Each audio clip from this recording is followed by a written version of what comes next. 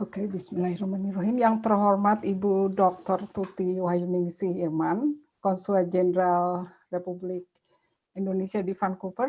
Selamat bergabung, Bu. Yang terhormat juga Ustadz Samsi Ali, sebagai Presiden Nusantara Foundation di New York. Selamat malam, Pak. Assalamualaikum warahmatullahi wabarakatuh. Juga yang terhormat perwakilan organisasi komunitas Indonesia di Kanada bagian barat, yaitu dari Edmonton, Calgary, dan Vancouver. Dan juga saya tak terlupakan semua bapak-bapak, ibu-ibu yang kami hormati yang sudah bergabung dalam ruang virtual Zoom ini. Assalamualaikum warahmatullahi wabarakatuh. Jadi salam sejahtera untuk semua yang hadir di sini. Alhamdulillah Rabbil Alamin wa syukurillah. Marilah bersama kita ucapkan puji dan syukur kehadirat Allah yang Maha Kuasa, pengasih dan penyayang atas rahmat dan hidayahnya kita dapat berkumpul semua pada hari ini melalui kegiatan virtual di Zoom ini. Jadi saya Yulini, saya adalah anggota dari pengurus pengajian Calgary. Insya Allah dalam durasi 1,5 jam ke depan, saya akan mencoba memandu acara virtual yang sangat spesial ini. Jadi spesial, saya sebut spesial karena tidak saja berupa kegiatan rutin pengajian Calgary, tetapi ini kita adakan juga sebagai acara pelepasan atau farewell untuk Ibu Konjen, Ibu Tuti Irman, yang akan menyelesaikan masa pengabdiannya sebagai konsulat jenderal di Vancouver dalam waktu yang dekat ini. Nah, saya akan sebutkan agenda acara ini adalah sebagai berikut.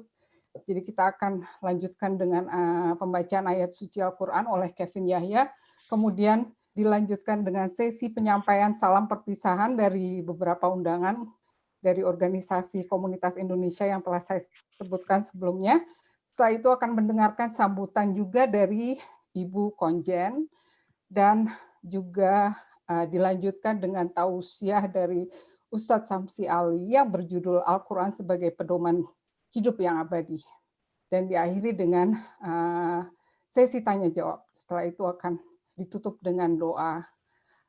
Doa ini nanti saya minta kepada Ustadz Samsi Ali untuk memimpin doa bersama, terutama untuk keselamatan saudari-saudari kita di tanah air yang saat ini sedang menghadapi bencana alam di berbagai tempat. Nah, itu juga akan menjadi topik ya utama dari acara virtual ini. Jadi untuk mempersingkat waktu, mari kita mendengarkan pembacaan Al-Quran dari surat ke-59 beberapa ayat oleh Kevin Yahya. Silahkan Kevin. Assalamualaikum. Waalaikumsalam. A'udzu billahi minasyaitonir rajim. Bismillahirrahmanirrahim. Ya ayyuhallazina amanu taqullaha wal tanzur nafsum ma qaddamat lighad. Wattaqullah innallaha khabirum bima ta'malun.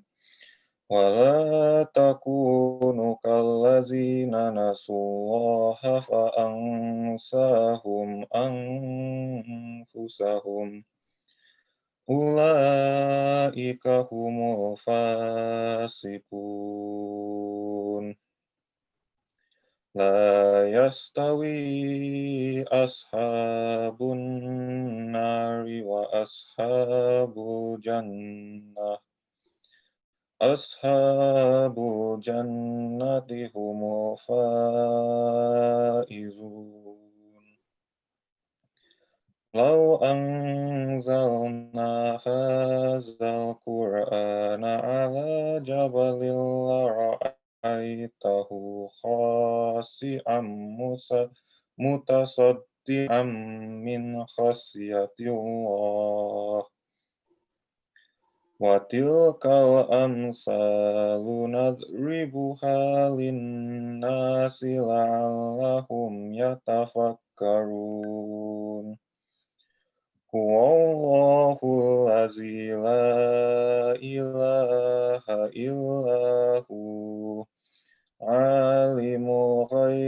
الشهادة هو الرحمن الرحيم هو الله الذي لا إله إلا هو الملك القدوس السلام المؤمن المهيمن العزيز الجبار المتكبر سبحان الله عما يشركون هو الله الخالق البارئ المصور له أسماء الحسنى يسبح له ما في السماوات والأرض وهو العزيز الحكيم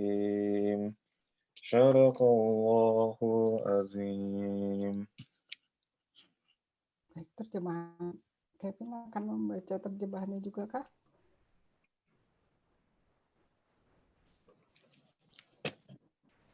Do you have the translations, Kevin? Oh, yeah. Sorry. No problem. O you have believed, fear Allah, and let every soul look to what it has put forth for tomorrow, and fear Allah. Indeed, Allah is acquainted with what you do. And be not like those who forgot Allah, so He made them forget themselves. Those are the defiantly disobedient. Not equal are the companions of the fire and the companions of paradise. The companions of paradise, they are the attainers of success. If we had sent down this Quran upon a mountain, you would have seen it humbled and coming apart from fear of Allah. And these examples we present to the people that perhaps they will give thought. He is Allah other than whom there is no deity, nor of the unseen and the witnessed. He is the entirely merciful, the especially merciful. He is Allah other than whom there is no deity, the sovereign, the pure, the perfection, the bestower of faith, the overseer, the exalted in might, the compeller, the superior. Exalted is Allah above whatever they associate with Him. He is Allah, the creator, the investor, the fashioner. To Him belong the best names. Whatever is in the heavens and earth is exalting Him, and He is the exalted in might, the wise. Alhamdulillah. Thank you, Kevin. Terima kasih, Kevin, atas pembacaan ayat-ayat Al-Qur'annya. Oke, mari kita lanjutkan ke sesi berikutnya, yaitu pemberian sambutan dari perwakilan organisasi yang telah kami undang.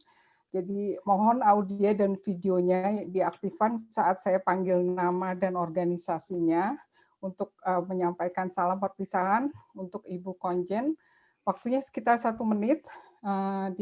Kemudian di akhir sesi, kemudian kita akan menampilkan satu video singkat sebagai farewell tribute untuk Ibu Konjen sebagai rekaman digital kilas balik beberapa kegiatan dari pengajian Calgary.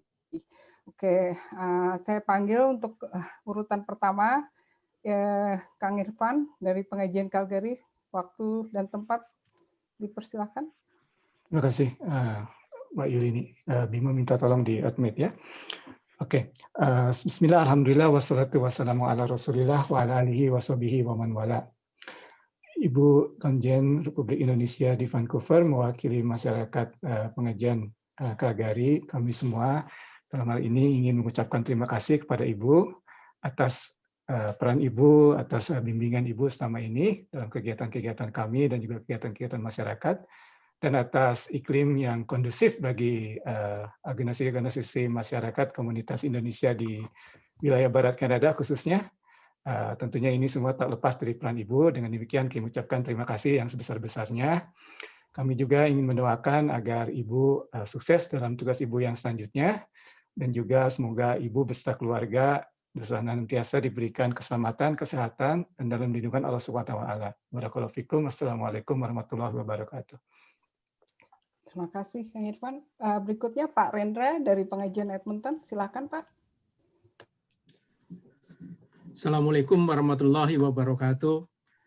Pertama-tama kami atas nama pengajian Edmonton mengucapkan terima kasih kepada pengajian Calgary yang telah mensponsori acara ini sehingga bisa terselenggara pengajian sekaligus pelepasan konjen RI Vancouver, dalam hal ini Dr. Ruti Wahyuningsih.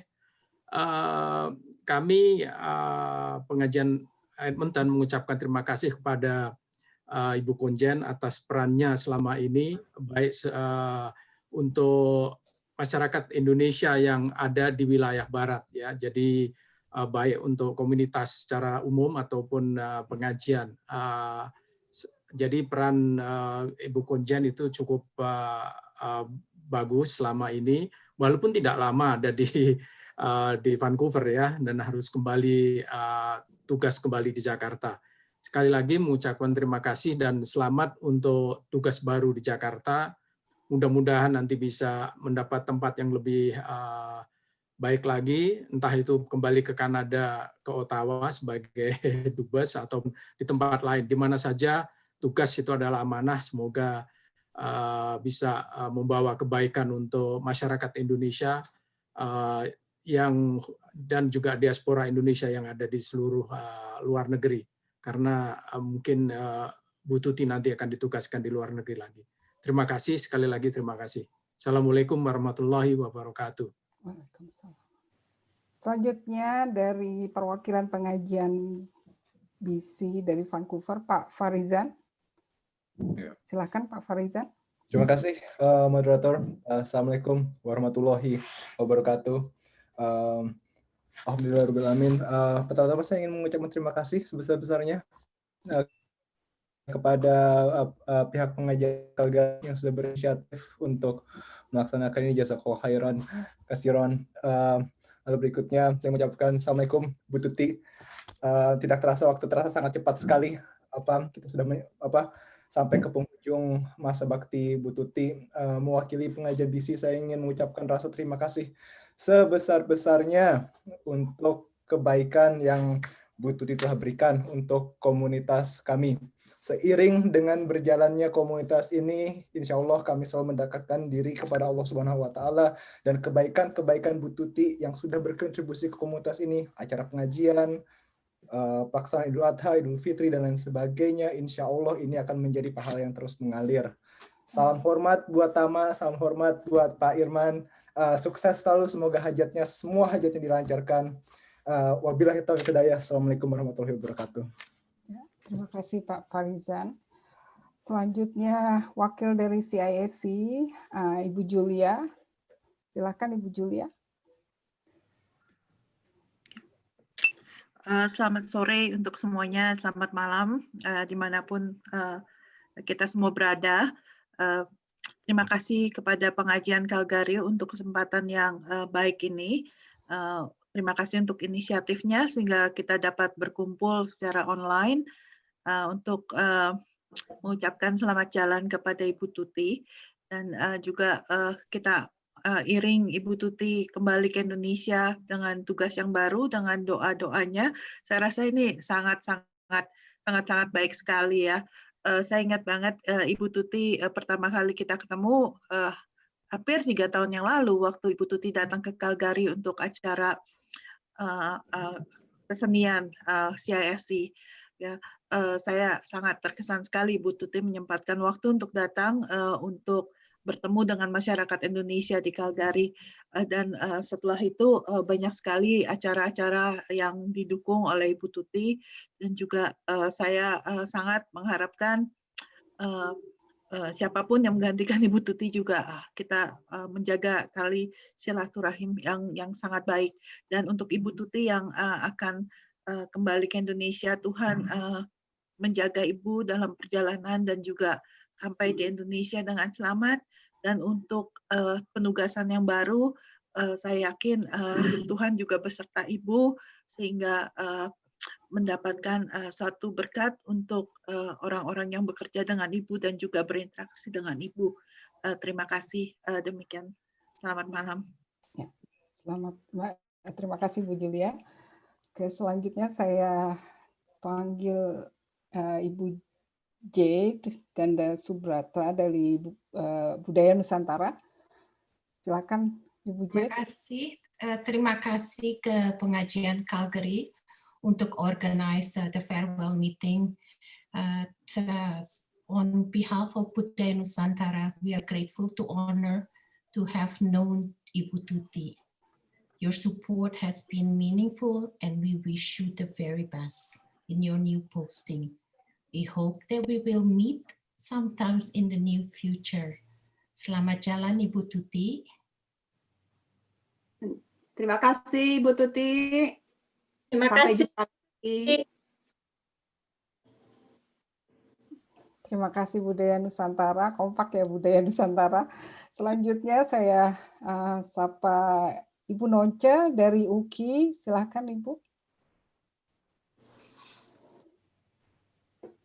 Selamat sore Ibu Tuti. Terima kasih juga kepada Yulini dan pengajian, tim pengajian yang sudah mengadakan acara yang sangat baik ini. Sayang sekali ini adalah waktunya untuk perpisahan dengan Ibu ya.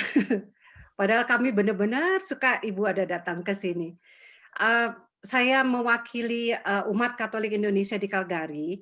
Kami sangat berterima kasih atas waktu, dukungan, bantuan dari Ibu Tuti kepada kami semua secara umumnya masyarakat di Calgary. Bukan hanya dari panitia Natal, kami juga ikut dalam berkecimpung dengan CISC, culture. Kami merasa ya Bu, saya sendiri mencatat, satu hal yang saya catat di setiap kali pertemuan dengan Ibu ketika Ibu datang ke Calgary, saya melihat bahwa kedekatan kami dengan Ibu itu kelihatan sekali sincerity-nya. Jadi kami mudah berbicara dengan Ibu dalam keadaan apapun. Dan buat saya itu adalah leadership yang sangat bagus. Benar-benar yang saya merasa bahwa saya harus belajar dari Ibu bagaimana cara Ibu untuk mendengar, mendekatkan diri kepada masyarakat. Dan karena saya sebagai leader, saya belajar itu untuk selalu mendekatkan diri kepada semua member anggota saya. Terima kasih Ibu atas pelajarannya yang Ibu tanpa sadar mungkin memperlihatkan itu kepada saya dan yang lain. Untuk itu saya bilang saya merasa bangga atas segala kinerja dan keterbukaan dan leadership style Ibu. Saya yakin Ibu akan mendapatkan kesuksesan dimanapun Ibu berada, dimanapun posisi Ibu, mudah-mudahan naik lagi, terus lagi. Dan saya mengucapkan selamat, semoga keberuntungan dan berkat Tuhan selalu berada bersama Ibu di mana saja Ibu berada. Terima kasih Ibu. Demikian. Terima kasih Yulini. Terima kasih Ibu Nonce. Ada masih dua lagi. Saya panggil Pak Eri Prasaja dari Harvan. Silakan Pak Eri. Selamat sore. Salam sejahtera. Terima kasih untuk kelompok pengajian Calgary yang sudah mengundang saya untuk ikut dalam acara ini. Nama saya Eri.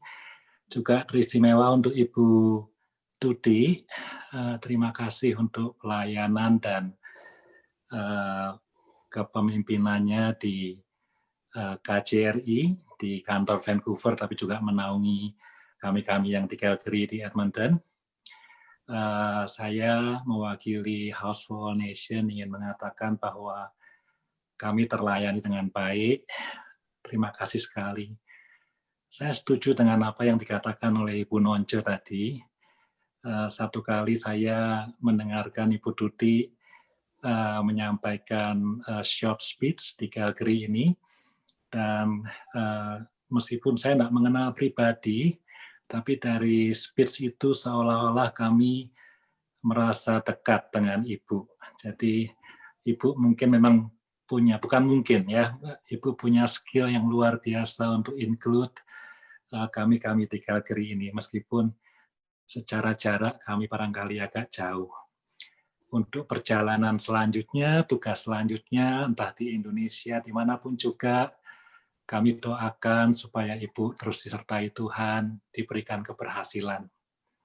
Salam untuk keluarga, kiranya sehat selalu. Terima kasih. Terima kasih Pak. Ya, terima kasih Pak Eri. Terakhir saya sapa Pak Ari Novera dari Edmonton, perwakilan Edmonton Indonesian Club Association. Silahkan Pak Ari.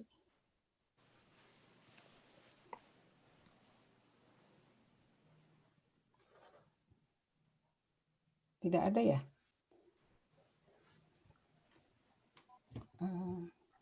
Sepertinya nggak hadir dia. Mungkin diwakili Umi, mungkin Umi hadir kan salah satu pengurus.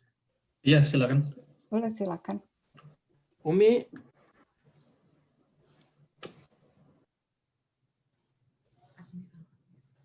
Ada nggak ya? Oh, sepertinya Umi ada, tapi tadi saya lihat. Ada Pak Admiral, tadi saya lihat ada Pak Admiral. Oh, kalau ada Pak Admiral wakilnya itu ya. Iya. Ya, silakan. Silakan wakil ya, dari Admiral, EIKA. silakan.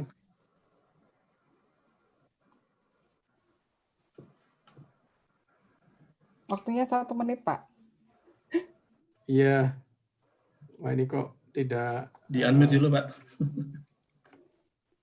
Nah, itu dia. Baik, Assalamualaikum Ibu dan semuanya.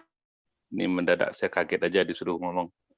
Kami dari EIKA khususnya, terima kasih banyak buat Ibu dan juga pengajian Calgary ya, juga telah mengadakan acara ini, jadi kita juga bisa saling kenal, saling bertemu. Mudah-mudahan juga Ibu juga sukses di karir selanjutnya. Kita juga di Edmonton sangat terima kasih sekali, acara kita biasanya Heritage Festival yang paling besar, berjalan lancar 2 tahun lalu, tahun ini kita tidak ikut, dan tahun depan juga kita juga nggak ikut. Itu acara paling besar, tapi mudah-mudahan kedepannya COVID habis, kita juga bisa lebih bagus lagi ke depannya untuk community Edmonton dan semua yang ada di West ini. Mungkin itu aja dari saya. Assalamualaikum warahmatullahi wabarakatuh. Ya, terima kasih. Waalaikumsalam warahmatullahi wabarakatuh. Selanjutnya, apakah ada video yang mau ditampilkan, Pak Irfan, atau bisa saya lanjutkan ke sesi berikutnya? Bisa dilanjutkan mungkin nanti Oke. sebelum Ya. acara. Oke, sekarang tiba saatnya kita mendengarkan sambutan dari Ibu Konjen, Ibu Tuti Imran, dan juga saya ucapkan sebelumnya untuk Bapak Ibu dari perwakilan organisasi yang telah memberikan salam perpisahannya, benar-benar sangat inspiring. Semoga berkesan dan memberi kenangan yang indah untuk Ibu Konjen. Baik, saya persilakan Ibu Tuti untuk menyampaikan sambutannya. Waktu dan tempat saya persilakan. Bismillahirrahmanirrahim. Terima kasih Ibu Yulini. Yang kami hormati Bapak Imam Samsi Ali, Presiden Nusantara Foundation New York. Yang kami hormati Bapak Irfan Wardana Sukmana, Ketua Pengajian Calgary, Ibu Herlina Lantau, Wakil Ketua dan para pengurus. Yang kami hormati Bapak dan Ibu dari Pengajian Edmonton dan Pengajian BC.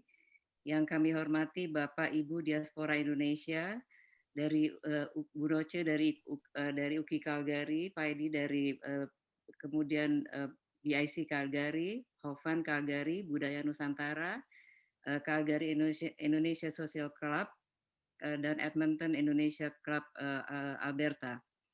Hadirin sekalian yang kami hormati, Assalamualaikum warahmatullahi wabarakatuh. Salam sejahtera bagi kita semua. Pertama-tama izinkan kami memanjatkan puji syukur kepada Allah Subhanahu wa taala pada hari ini kita bisa berkesempatan hadir di kajian daring pengajian Calgary yang dirangkaikan dengan perpisahan kami. Dengan penuh rasa bahagia dan bersyukur kami hadir saat ini, pertama karena kegiatan ini akhirnya dapat terselenggara. Sebetulnya ini bookingnya udah lama ini, jadi pesan waktunya udah dari tahun lalu, jadi dari bulan November sudah mulai dikontak. Dan nampaknya ada kekhawatiran dari teman-teman di Calgary takut ketinggalan. Jadi udah buru-buru di booking dulu. Dan saya terus terang terima kasih sekali atas perhatian dan atensinya dari pengajian Calgary. Dan rasa syukur kami yang kedua adalah sebetulnya ini ada bonus ya, ada bonus luar biasa. Ternyata kegiatan hari ini bukan saja dihadiri oleh warga pengajian Calgary, tapi juga warga organisasi kemasyarakatan lintas agama, lintas suku di Calgary juga ikut mendukung kemudian juga pengajian Edmonton, pengajian BC, dan Eka Edmonton. Kami jadi teringat acara yang sukses dan meriah luar biasa, yaitu Go White for Palu. Jadi itu bulan Oktober 2018, di mana masyarakat Calgary lintas agama, lintas suku bersatu padu untuk melakukan suatu kegiatan yang nyata dan mulia, membantu saudara kita yang dalam kesulitan di Palu, Sulawesi Tengah. Kami mencatat ini merupakan ciri khas yang sangat membanggakan, betul-betul membanggakan, dan menjadi keunggulan komunitas Indonesia di Calgary. Keragaman Indonesia yang didukung oleh saling menghargai dan toleransi justru menjadi kekuatan bangsa kita. Dan saya betul-betul terharu dengan ungkapan dan tadi testimoni dan sambutannya luar biasa. Dan saya senang sekali bisa menjadi bagian dari komunitas khususnya di Calgary yang begitu solid, ya, saya menyebutnya sangat solid, dan mudah-mudahan kedepannya juga dapat terjaga dan terbina dengan semakin baik. Kami juga sangat bersyukur kegiatan ini mempertemukan kami kembali dengan Bapak Ustadz Samsi Ali, salah satu guru agama idola sekaligus sahabat lama di kota New York dahulu. Banyak sekali kenangan indah bersama Pak Samsi Ali, Ibu Mutia, dan putra-putri beliau. Ibu Mutia adalah guru ngaji putra kami, kebetulan pada saat itu kami tinggal beberapa tahun di New York. Dan alhamdulillah masih ada umur untuk bertemu kembali di majelis ilmu ini dengan topik yang sangat-sangat dekat di hati kami. Bapak dan Ibu sekalian, izinkan pada kesempatan yang sangat berbahagia ini, kami ingin menyampaikan terima kasih yang sebesar-besarnya kepada Bapak dan Ibu semua dari berbagai kota di Barat Kanada atas kerjasama dan dukungan kepada pelaksanaan tugas kami di KJRI Vancouver. Kehangatan dan uluran tangan Ibu Bapak sungguh telah membantu kami dalam menjalankan semua kerja kami dari tahun 2018 hingga saat ini. Semoga Allah Subhanahu wa Ta'ala, Tuhan yang Maha Esa, yang membalas budi baik Ibu Bapak dengan limpahan berkah dan hidayahnya. Akhir kata, kami memohon maaf lahir batin untuk semua kesalahan kami, baik perkataan maupun perbuatan. Semoga kita semua tetap aman dan sehat melalui masa yang berat ini, masa pandemik. Semoga kita selalu juga diberikan kekuatan dan kesabaran untuk melewati berbagai secara mental mungkin berat sekali sebetulnya apa yang kita lalui ini, bukan secara fisik saja. Mudah-mudahan kita diberikan kesabaran dan kekuatan untuk menghadapi masa-masa berat ini. Sekian dari kami. Wassalamualaikum warahmatullahi wabarakatuh. Sekali lagi saya mengucapkan terima kasih banyak sekali kepada Bapak dan Ibu juga yang telah hadir pada sore hari ini. Dan mudah-mudahan kita selalu dalam lindungan Tuhan yang Maha Kuasa, Allah Subhanahu wa Ta'ala. Terima kasih. Wassalamualaikum warahmatullahi wabarakatuh. Kembali.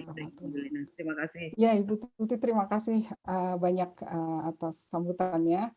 Walaupun singkat, sungguh sangat padat, dan saya juga ingin menyampaikan secara pribadi terima kasih atas segala pengabdian Ibu untuk memimpin KJRI Vancouver dan masyarakat Indonesia di bagian Barat, di Kanada bagian Barat. Semoga Allah memberikan kemudahan dan keberkahan di tempat yang baru di Jakarta, atau mungkin di tempat manapun ya Bu ya.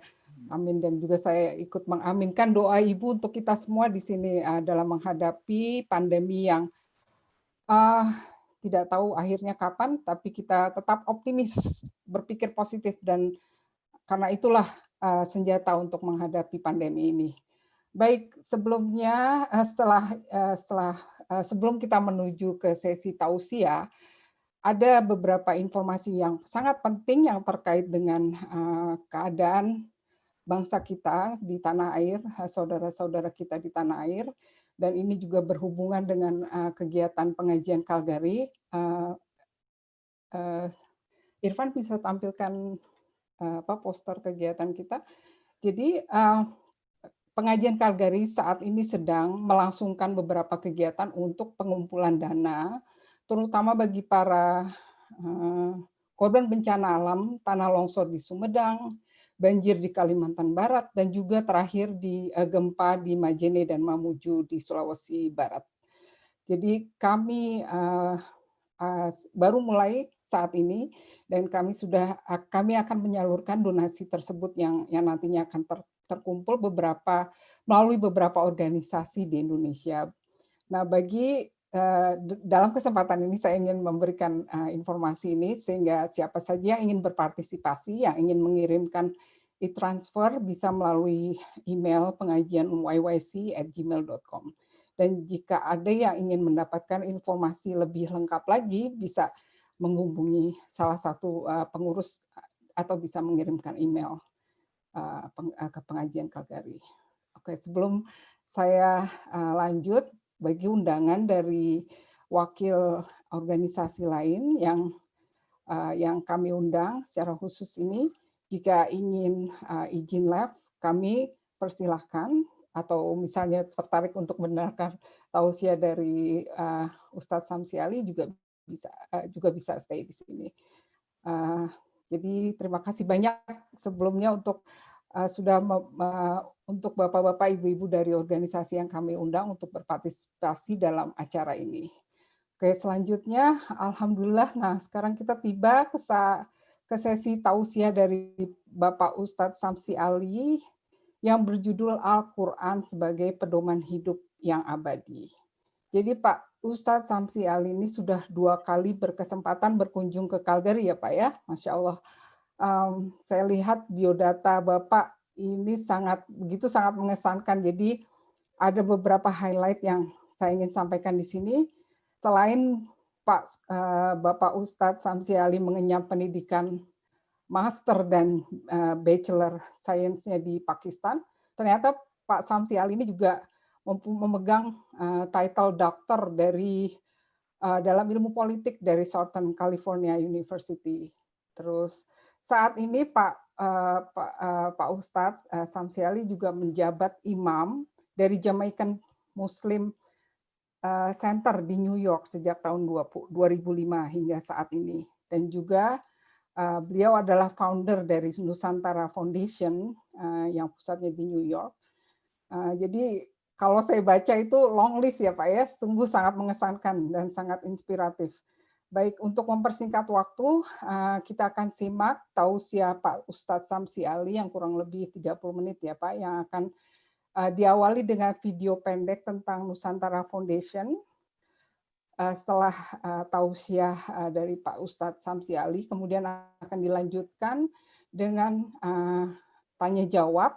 Jadi bagi siapa yang ingin bertanya, bisa mencatat di kolom chat, atau bisa juga secara langsung setelah berakhir tausiah dari Pak Samsi Ali. Saya persilakan Pak Ustadz Samsi Ali untuk waktu. Silakan. Agama Allah, dan janganlah kamu bercerai-berai, dan ingatlah akan nikmat Allah kepadamu ketika dahulu masa jahiliyah bermusuh-musuhan. Maka Allah mempersatukan hatimu, lalu menjadilah kamu karena nikmat Allah orang-orang yang bersaudara. Quran Surat Ali Imran ayat 103. Allahu Akbar, Allahu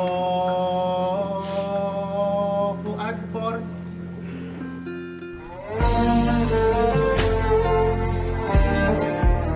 Islam hadir di bumi Amerika dan dunia dengan damai.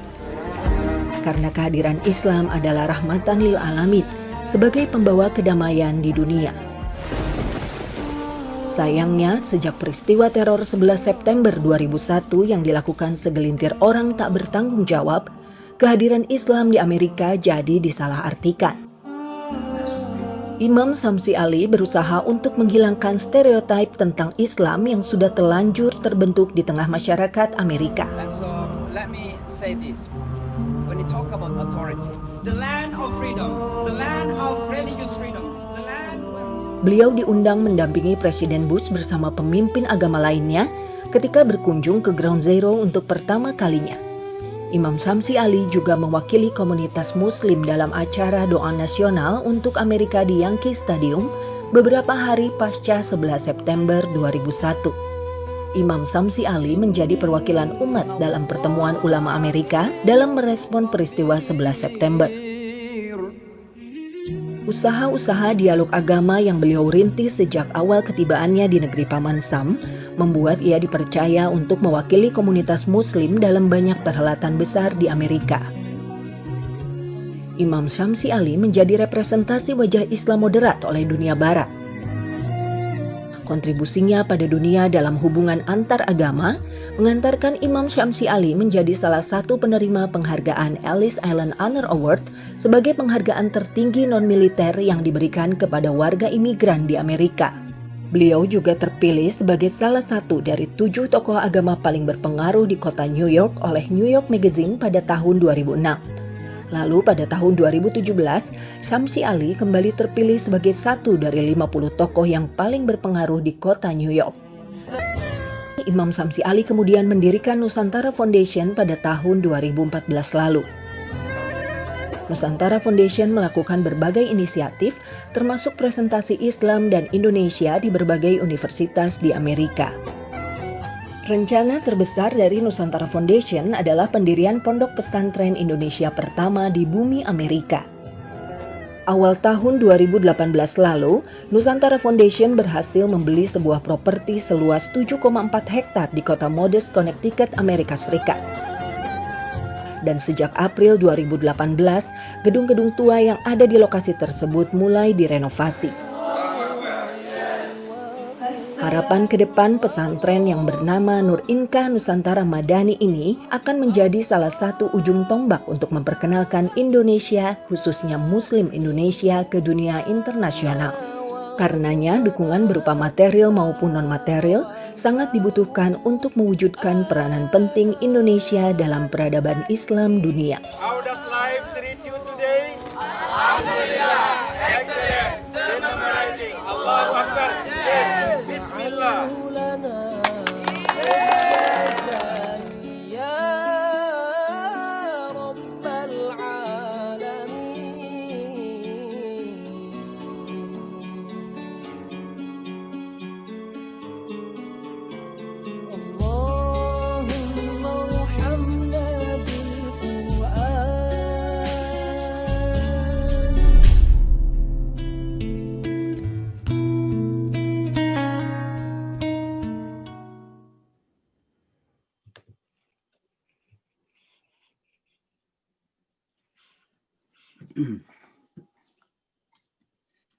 Baik, Bismillahirrahmanirrahim.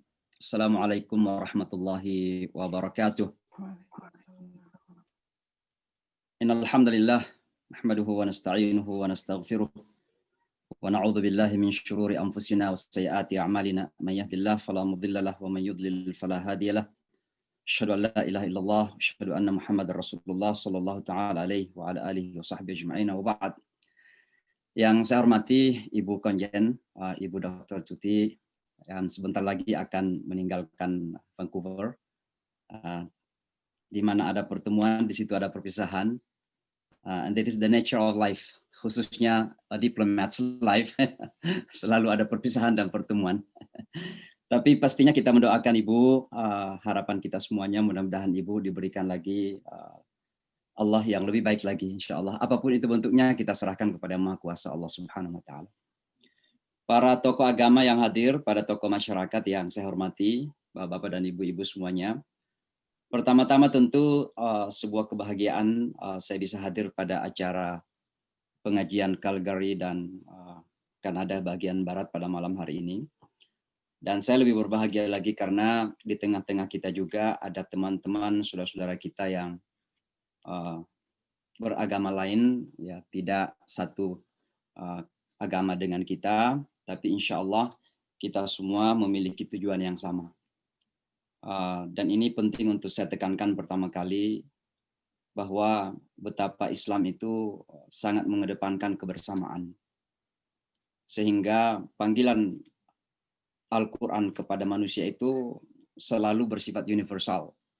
Wahai manusia, wahai manusia, wahai manusia.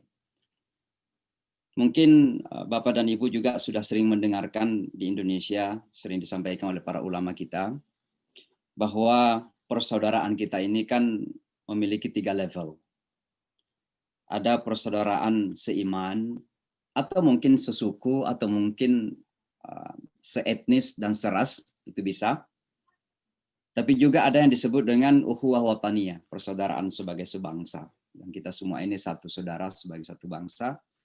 Tapi yang lebih universal lagi, ada yang disebut dengan ukhuwah insaniyah, ukhuwah basyariyah, persaudaraan kemanusiaan. Dan ini sangat ditekankan dalam Al-Quran, di surah nomor 48 ayat 13, ketika Allah mengatakan, wahai manusia, sesungguhnya kami, kata Allah, menciptakan kamu itu dari satu ayah dan satu ibu. Lalu kami jadikan kalian bersuku-suku dan berbangsa-bangsa untuk saling mengenal.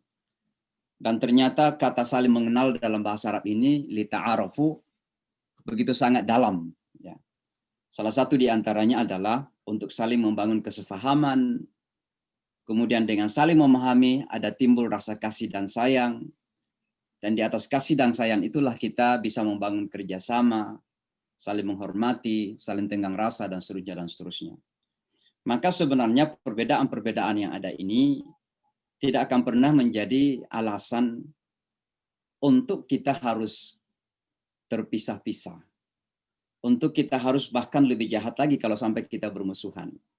Ya, seharusnya perbedaan-perbedaan yang ada ini kita jadikan sebagai landasan bagi kita untuk saling mengenal apa kelebihan kita, apa kelebihan teman-teman, apa kekurangan kita, apa yang bisa kita berikan kepada yang lain. Disitulah yang disebut dengan sharing dan caring dalam bahasa Inggris. Maka mudah-mudahan pertemuan kita pada malam hari ini bisa menjadi salah satu jalan untuk kita lebih mendekatkan lagi pengenalan kita, bahwa kita saling mengenal, saling memahami, sehingga kita bisa saling tenggang rasa, dan seterusnya kita bisa membangun kerjasama yang baik untuk tujuan yang sama, kebaikan bangsa kita, kebaikan komunitas kita di luar negeri yang disebut dengan diaspora, dan tentunya juga keinginan kita bersama untuk sama-sama sharing membantu negara kita dan bangsa kita, mudah-mudahan menjadi negara dan bangsa yang lebih kuat lagi sejajar dengan bangsa-bangsa besar lainnya di dunia ini. Bapak dan Ibu sekalian, tentu pertama-tama kita tidak lupa juga menyampaikan puji syukur kita kepada Allah Subhanahu wa taala, Tuhan pencipta langit dan bumi. Dan semua umat manusia itu selalu memulai segala sesuatunya dengan rasa syukur. Dan salah satu kesyukuran kita kepada Allah adalah bahwa kitalah dipilih mengenal pencipta langit dan bumi ini. Dan dalam bahasa Al-Quran disebut dengan Allah Subhanahu wa taala. Dan ternyata ma'rifatullah, mengenal Allah Subhanahu wa taala ini adalah sebuah kekuatan yang dahsyat dalam kehidupan kita. Bahwa di tengah permasalahan yang kita hadapi, di tengah tantangan dan rintangan yang kita hadapi sekarang ini, jika saja kita memiliki iman dan kita kenal siapa Allah Subhanahu wa taala, maka kita akan tegar menghadapi segala permasalahan-permasalahan itu. Malahan permasalahan COVID masih begitu sangat tinggi dengan segala konsekuensinya.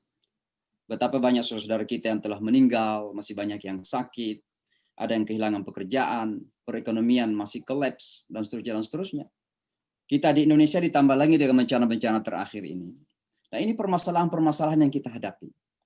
Tapi ada satu hal, dengan keimanan kita kepada Allah Subhanahu wa taala, kita harus terus membangun optimisme itu.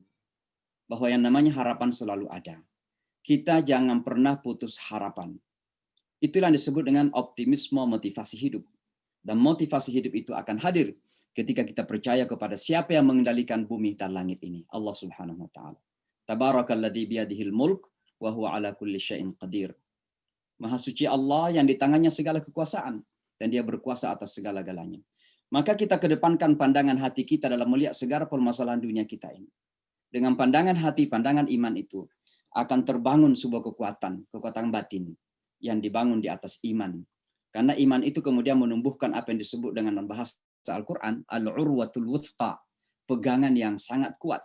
Faman yakfur bit-taghut wa yu'min billah faqad istamsaka bil urwatil wuthqa. Siapa yang mengingkari semua yang tidak pasti itu, termasuk hawa nafsu kita sendiri, kadang kita pertuhankan. Kita kesampingkan semua itu dan kita fokus kepada Allah, maka kita akan memiliki pegangan yang kuat dalam hidup kita. Orang banyak shaken dalam hidup, ya, itu karena tidak punya pegangan. Ini ada satu cerita sedikit. Ada seorang teman Amerika keturunan Kolombia. Dia, mohon maaf, diceraikan sama suaminya dan masih punya anak 2 kecil, tidak punya pekerjaan, ditinggalkan begitu saja. Kita berterima kasih kepada sebuah gereja di kota New York, beliau ditampung, dan beliau ini mu'alaf, baru masuk Islam. Ditampung oleh sebuah gereja. Akhirnya pada akhirnya beliau menemukan sebuah pekerjaan. Nah, di tempat bekerja itulah dia ketemu dengan seorang perempuan lain dari Kolombia juga. Tapi perempuan tadi ini yang saya sebutkan, itu selalu datang dengan senyuman. Setiap pagi datang, hey good morning sambil tersenyum. Maka suatu ketika temannya yang perempuan tadi itu, yang keturunan Kolombia juga bertanya kepada dia, kamu itu kok datang setiap hari tersenyum, gembira, seperti nggak ada masalah. Emangnya kamu nggak punya masalah dalam hidup? Apa jawaban perempuan tadi itu? Yang saya sebutkan tadi, diceraikan, punya 2 anak, tidak punya pekerjaan. Apa kata dia? Because I have Allah in my life. Karena saya punya Tuhan dalam hidup saya. Saya punya kepegangan yang kuat. Ini yang kemudian menjadikan temannya tadi itu bergetar dan mengatakan, saya juga ingin punya Allah dalam hidup saya.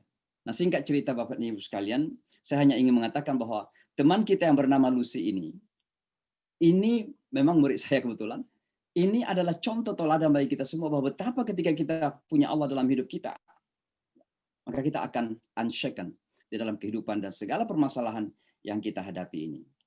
Bapak dan Ibu sekalian, tema kita adalah tentang Al-Quran singkat ya, karena ini waktunya sekitar 25 menitan. Al-Quran itu kalau kita definisikan, dan ini penting sekali saya sampaikan bahwa tentu bagi teman-teman yang kebetulan masih ada bersama kita yang kebetulan beragama lain, ini juga menyangkut kitab suci. Masing-masing kita tentu serius mengambil kitab suci kita. Dan kita harus memahami, mendalaminya, dan tentunya menyelaminya, dan berusaha untuk mengikuti kepada ajarannya. Maka kita umat Islam, Al-Quran itu didefinisikan sebagai kalamullahil munazzal, al-mu'jiz al-munazzal ala Muhammad, al-muta'abbad bitilawati. Jadi definisi sederhana daripada Al-Quran itu kira-kira begini. Pertama adalah kalamullah. Itu artinya kalamnya Allah.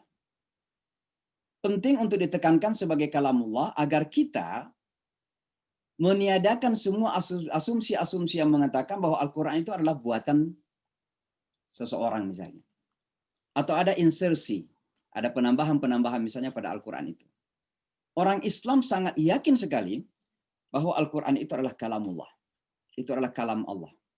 Firman Tuhan kalau dalam bahasa teman-teman kita yang lain. Ini penting untuk kita tekankan. Yang kedua, al-mu'jiz, yang memiliki kemukjizatan. Ini nanti saya akan sebutkan. Dan penekanannya nanti pada penyampaian saya ini ada pada kemukjizatan Al-Quran. Al-muta'abbad bitilawatih, di mana Al-Quran ini membacanya merupakan bagian dari ibadah. Jadi membaca Al-Quran itu, satu huruf itu 10 bahasa, 10 pahala. Oh, maaf.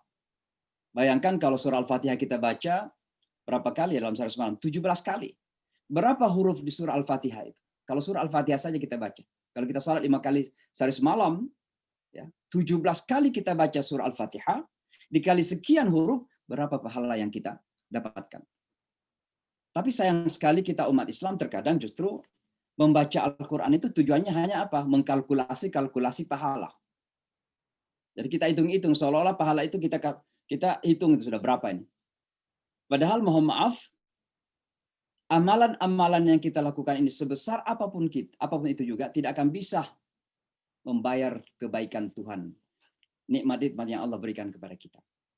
Dan oleh karenanya jangan sampai kemudian tujuan kita membaca Al-Quran sekedar menimbun-nimbun pahala, mengumpul-ngumpulkan pahala. Ya saya tidak mengatakan nggak penting. Itu sangat penting.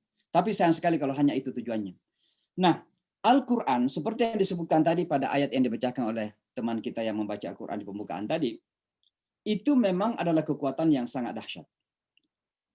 Sehingga disebutkan, "Lau anzalna hadzal Qur'ana 'ala jabal la ra'aitahu khashi'an mutasaddian min khasyatillah." Kalau seandainya Al-Quran diturunkan di atas sebuah pegunungan, maka engkau akan lihat seolah-olah gunung itu kemudian goncang. Min khasyatillah. Karena takut akan kebesaran Allah Subhanahu wa taala. Kedahsyatan Al-Quran itu sangat luar biasa. Dan itulah yang kemudian disebutkan dengan istilah al-mu'jiz, memiliki kemukjizatan. Kemukjizatan Al-Quran itu mencakup segala hal.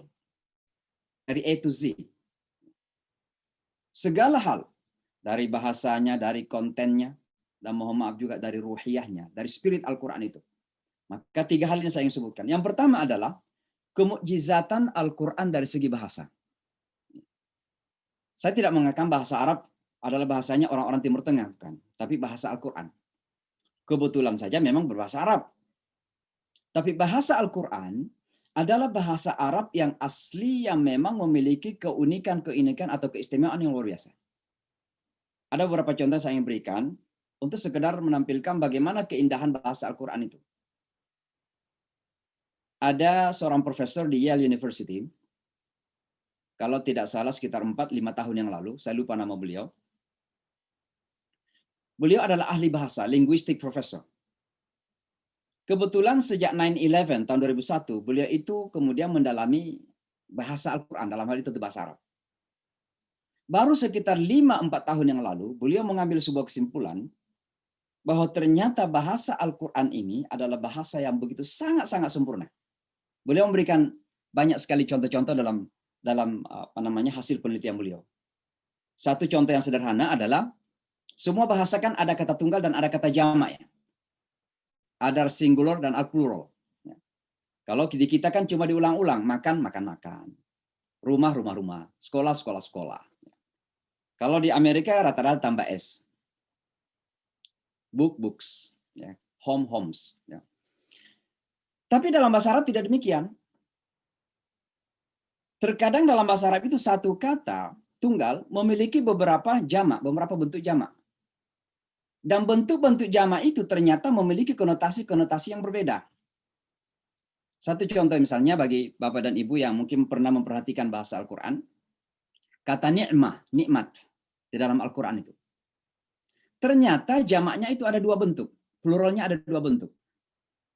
Bisa menjadi ni'matun, satu, ni'matun, jadi ni'matun, ni'matani, ni'amun, satu jamaknya ni'amun.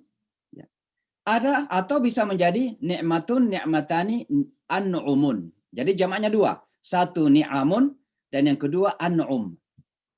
Dan itu di dalam Al-Quran disebutkan begini. Wa asbaga alaikum ni'amahu. Satu, ni'amahu. Itu satu bentuknya. Tapi ada juga ayat yang lain, syakiran li an'umihi. Itu jamak dari nikmat. Nah, pertanyaannya, kenapa satu kata nikmat ini kok memiliki 2 bentuk jamak?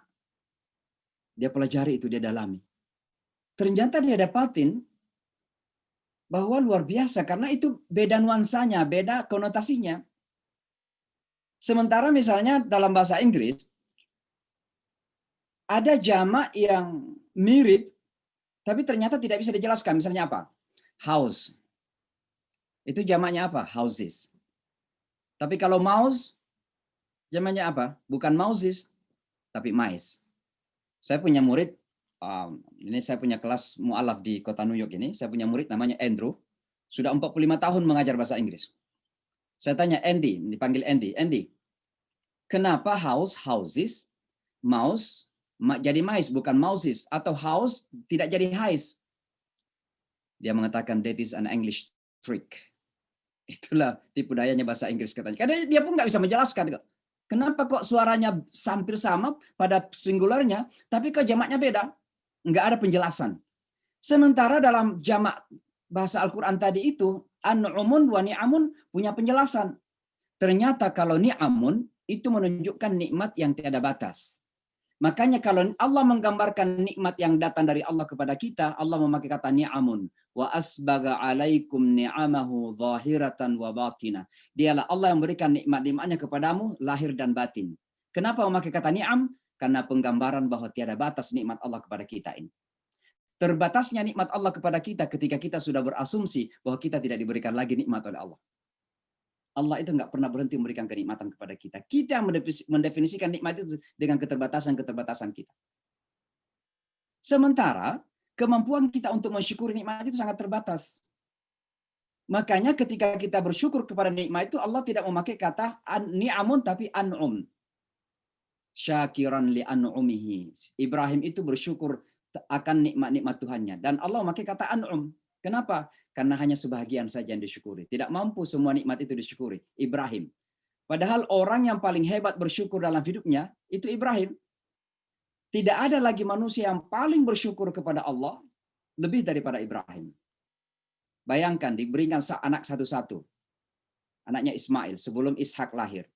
Ini dalam pandangan umat Islam ini, mohon maaf bagi teman-teman yang beragama Kristiani misalnya. Dalam pandangan umat Islam, ketika Ibrahim diberikan anaknya Ismail, diperintah bahkan dipotong anaknya itu. Kenapa dia bersedia?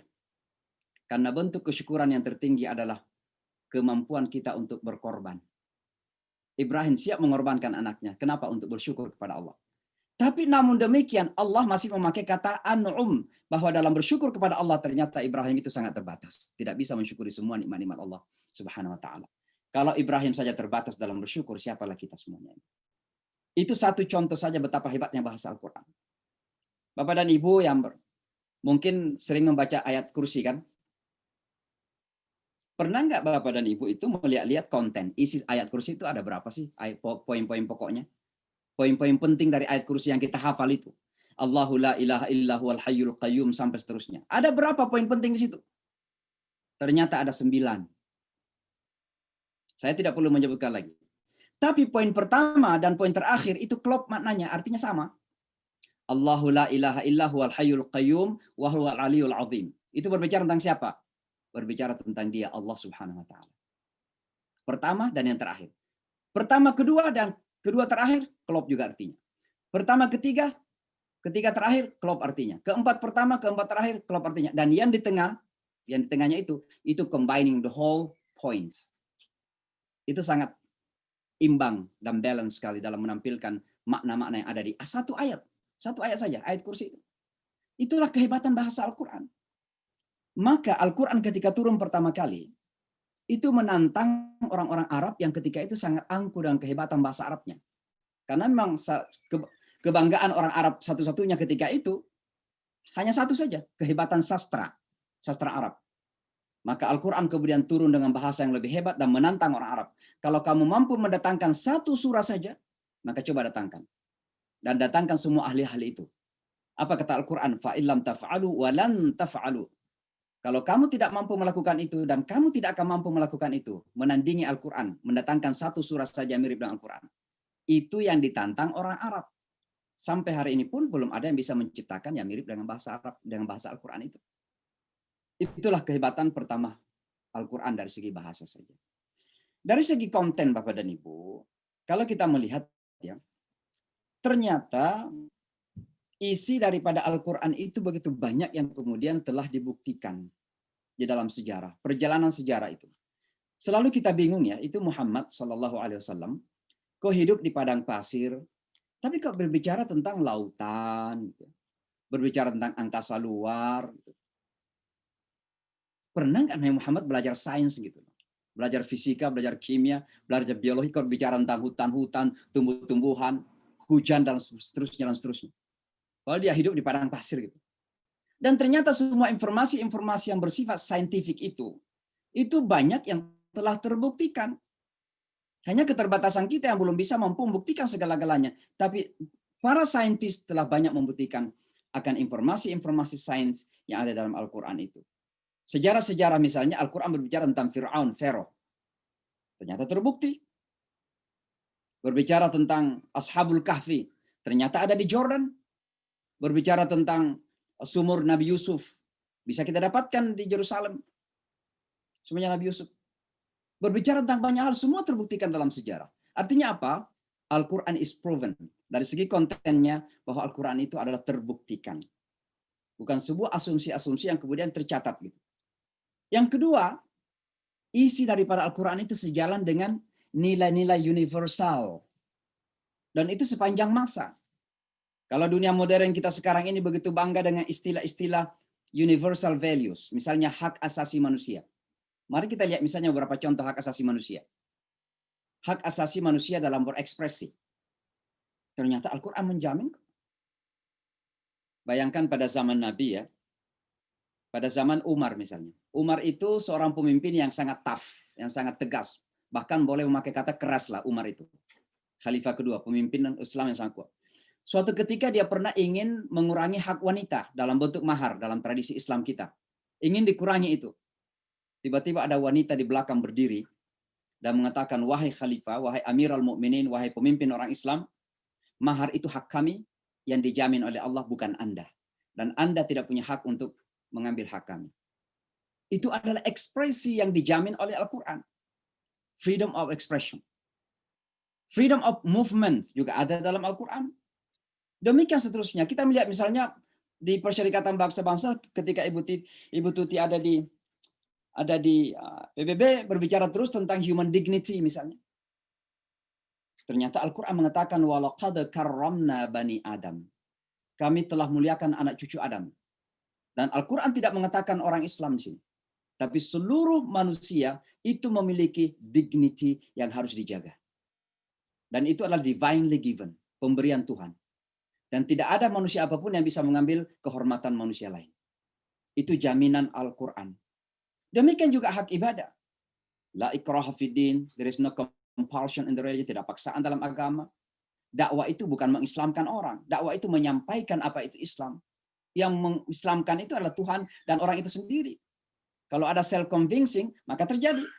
Sama juga teman-teman Kristiani, saya kira kalau menyampaikan agamanya, kalau misionari misalnya, saya yakin kok mereka tidak bisa mengkristenkan orang. Karena kita yakin yang memberikan hidayah itu kan Tuhan. Nah, maka dalam Islam itu la ikraha fiddin, tidak boleh memaksa orang untuk yakin. Karena keyakinan yang dipaksakan bukan sebuah keyakinan. Tidak akan terjadi keyakinan itu kalau dipaksakan. Itu paradoks namanya. Maka tidak boleh agama dipaksakan kepada orang. Lakum dinukum waliya-din. Coba lihat itu toleransi yang kita sekarang bangga-banggakan di mana-mana. Kita harus toleran. Maka lakum dinukum waliya-din adalah agama kita. Agama kamu adalah agama kamu. Agama kami adalah agama kami. Mari kita saling menjalankan agama dengan baik sambil masing-masing saling menghormati. Ada semua nilai-nilai universal dalam ajaran agama kita ini. Dan oleh karenanya sangat penting untuk kita memahami bahwa isi Al-Quran, konten Al-Quran ini begitu sangat sesuai dengan dunia kita di mana hidup sekarang ini. Nah, tentu yang terakhir sekali Bapak dan Ibu sekalian, Al-Quran juga memiliki kemukjizatan dari segi ruhiyah. Dari segi apa bahasa Indonesia, spirit ya. Jadi ada semacam rasa emosi yang bisa terbawa ketika bersentuhan dengan Al-Quran itu. Dan itu bisa kita rasakan. Salah satu makna daripada ayat yang dibaca tadi, lau anzalna hadzal qur'ana ala jabal, kalau seandainya Al-Quran diturunkan di atas sebuah gunung, Anda akan melihat gunung itu shaken. Itu bukan secara fisikal. Tentu kita akan tidak melihat gunung itu shaken. Tapi ada rasa hibah. Hibah itu ada rasa karisma yang luar biasa yang terjadi di situ. Itulah menjadikan Umar radhiyallahu anhu kok bisa tersentuh dengan Al-Quran ya.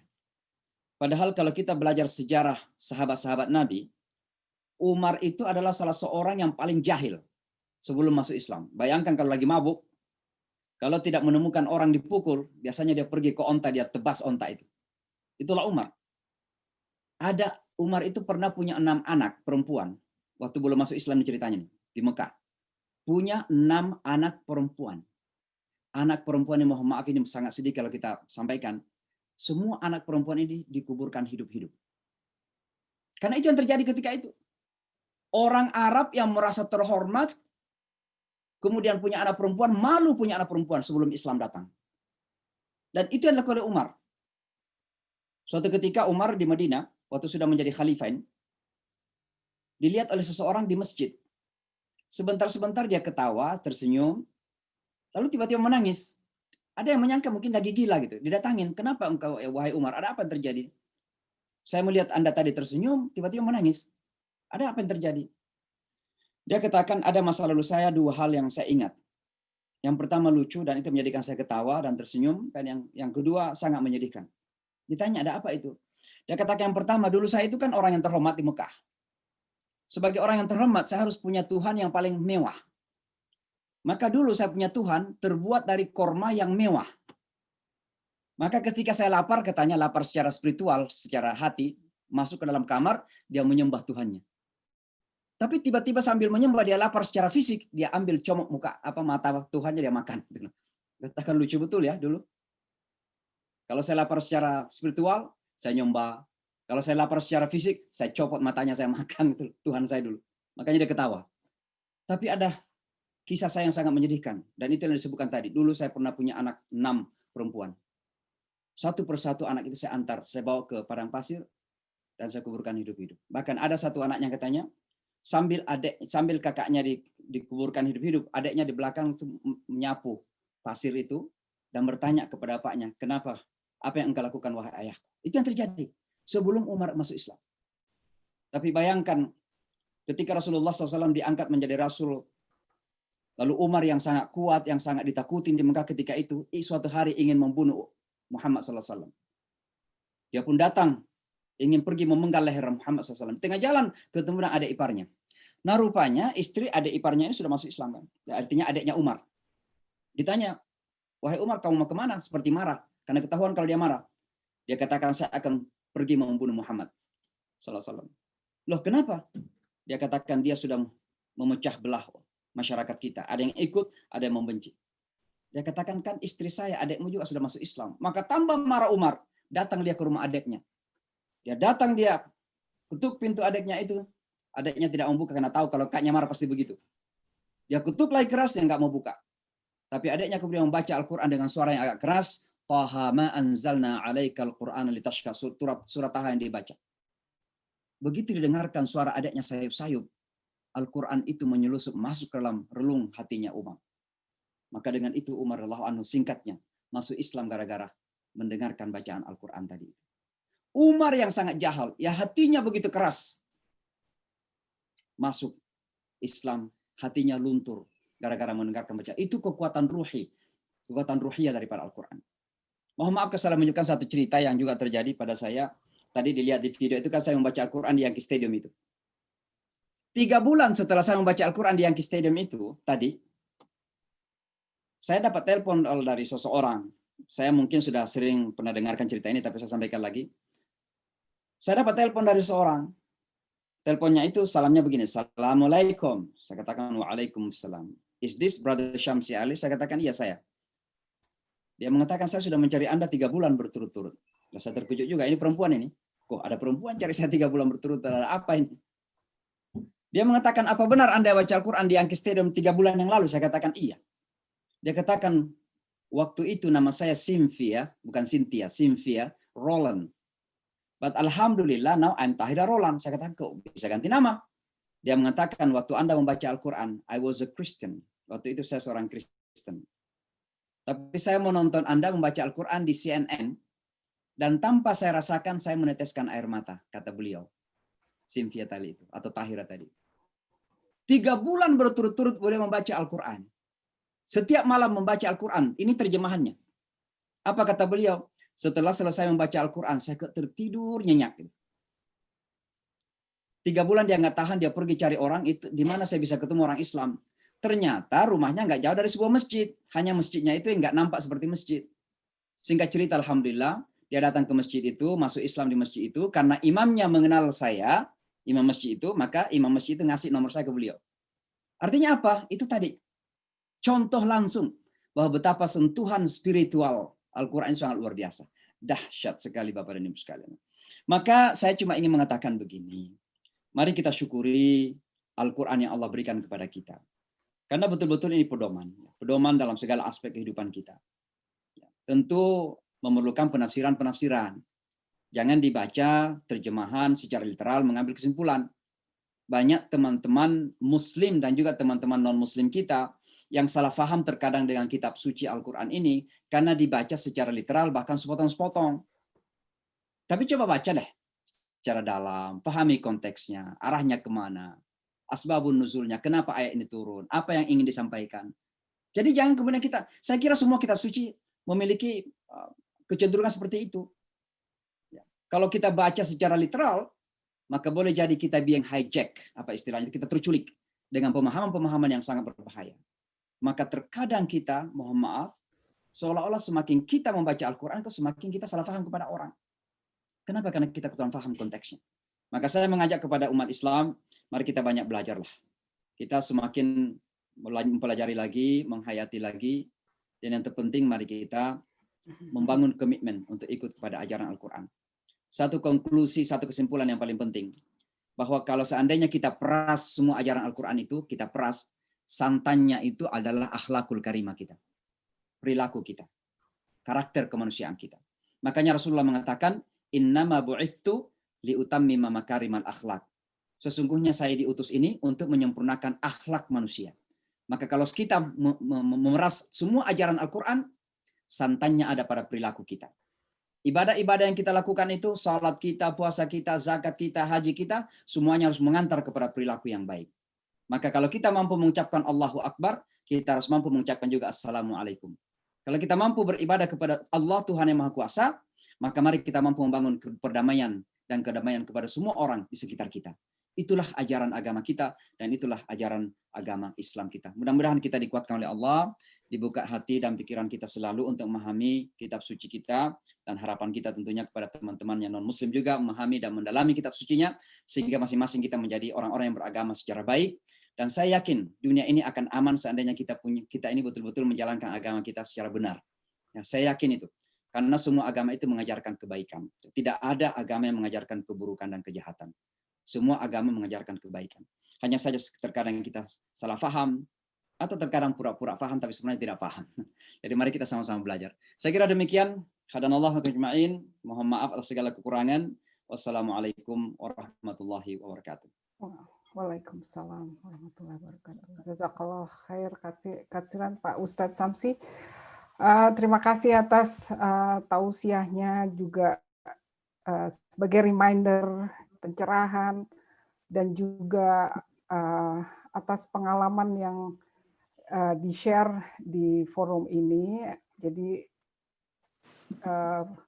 kesan saya ya sebagai Muslim, salah satu Muslim, kita seharusnya memang bersyukur atas berkah Al-Quran ini, karena adalah satu-satunya mukjizat ya yang tadi sudah disebutkan, Al-Quran sebagai freedom of movement, freedom of expression, dan juga sebagai ruqyah, sumber ruqyah. Itu salah satu mukjizatnya yang saya pikir Masya Allah benar-benar kita harus bersyukur mempunyai Al-Quran ini. Dan bagaimana Allah memberikan istilahnya hitungan huruf 10 kali. Itu benar-benar berkah buat siapapun yang masih dalam proses belajar, karena terus-menerus mengulang pembacaan Al-Quran tersebut. Masya Allah, jazakillah khair atas remindernya untuk kita semua.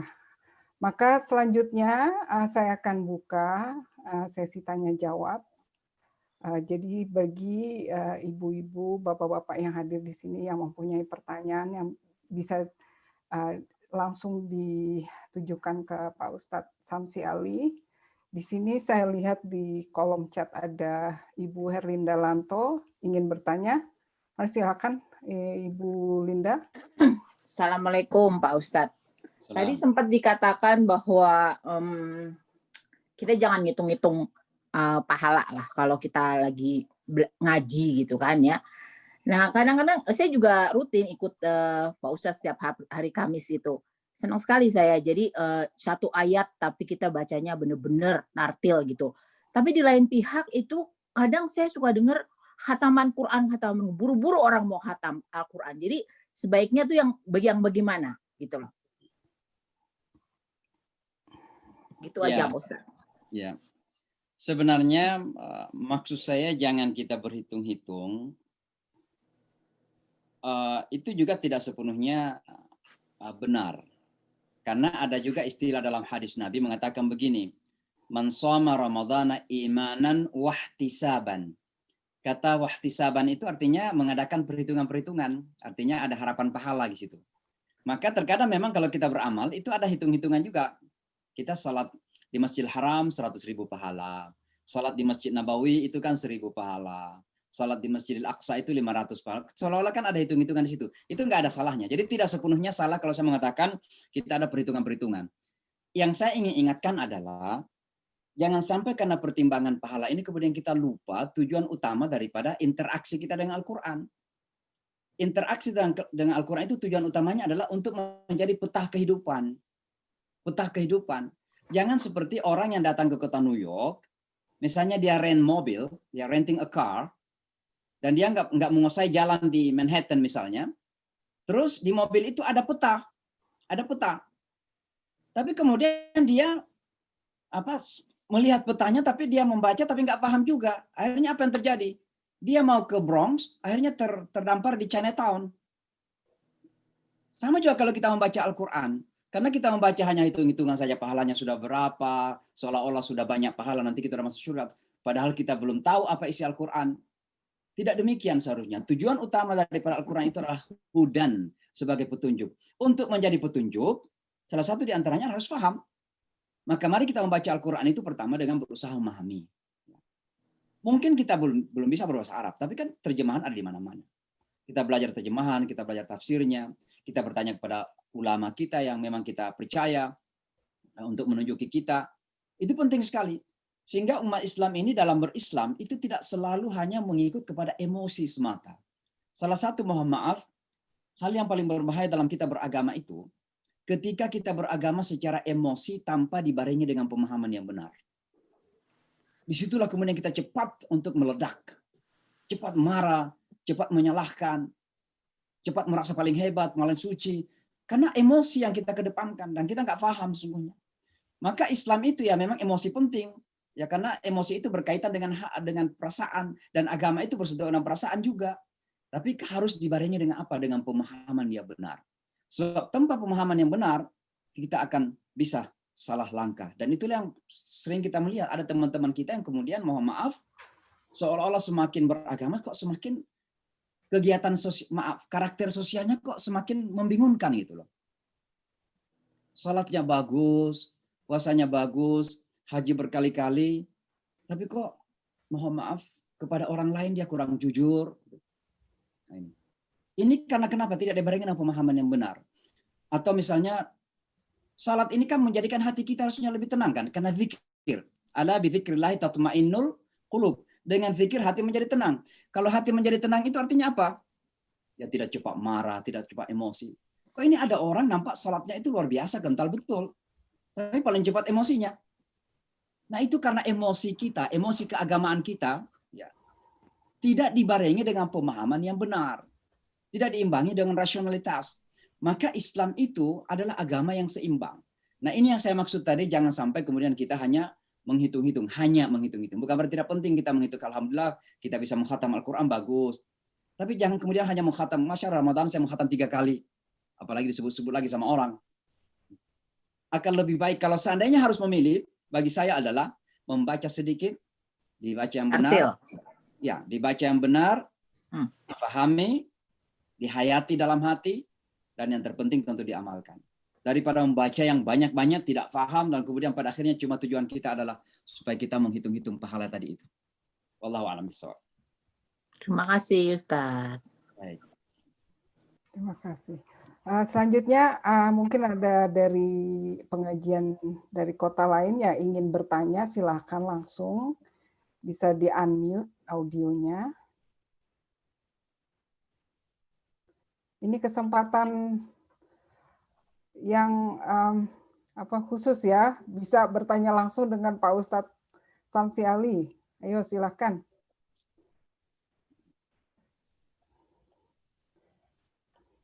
Ya, sambil menunggu barangkali, kalau ibu-ibu bapak melihat di belakang saya gambar ini, itu mimpi saya untuk mendirikan pondok pesantren di sini. Jadi inilah gambar di belakangnya yang digambar oleh Pak Ridwan Kamil, ya, Gubernur Jawa Barat.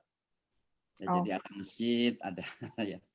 Jadi mudah-mudahan Allah mengabulkan. Ini mimpi, tapi insya Allah mimpi orang yang punya iman kepada Allah itu adalah mimpi yang di saat tidak tertidur. Makanya lahan kita 7,5 hektar, 7,4, dan sekarang kita tambah lagi 4 hektar sebenarnya. Jadi sudah sekitar 11 hektar lebih tanah kita.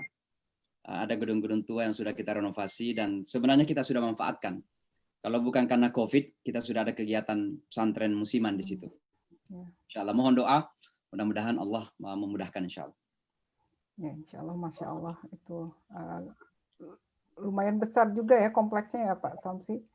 Besar ya. Sekarang 11 hektar lebih.